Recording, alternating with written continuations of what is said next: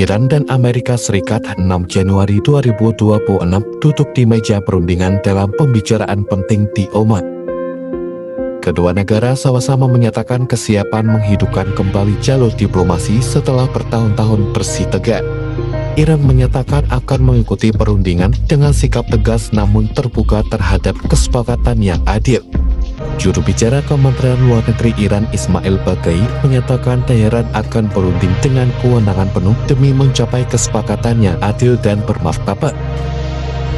Iran juga mendesak Amerika Serikat bersikap realistis dan serius dalam proses diplomasi. Iran bersikeras pembicaraan hanya boleh membahas program nuklir.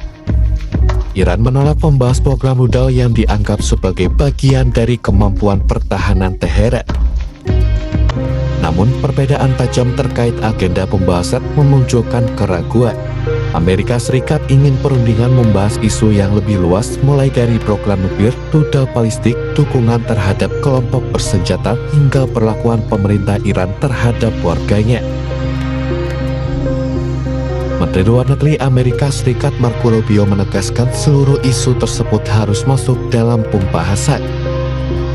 Juru bicara Gedung Putih Karoline Leavitt menegaskan Trump tetap memberi kesempatan diplomasi namun menyiapkan opsi militer jika negosiasi dinilai gagal. Meski dialog kembali dibuka, kekhawatiran perang masih membayangi Iran. Terlebih, Amerika Serikat telah mengerahkan kekuatan armada besar di kawasan Timur Tengah. Menteri Luar Negeri Iran, Abbas Araghchi, tiba-tiba melempar ancaman bakal menyerang pangkalan militer Amerika Serikat di Timur Tengah.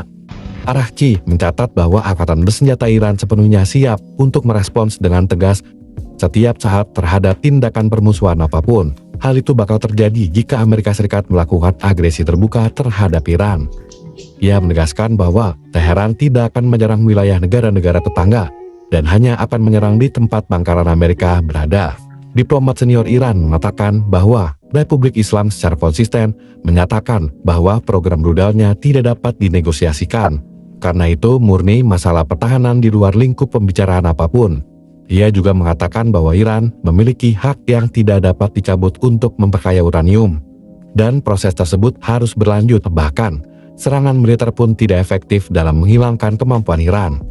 Araghchi juga secara tegas menolak gagasan pengayaan uranium 0%.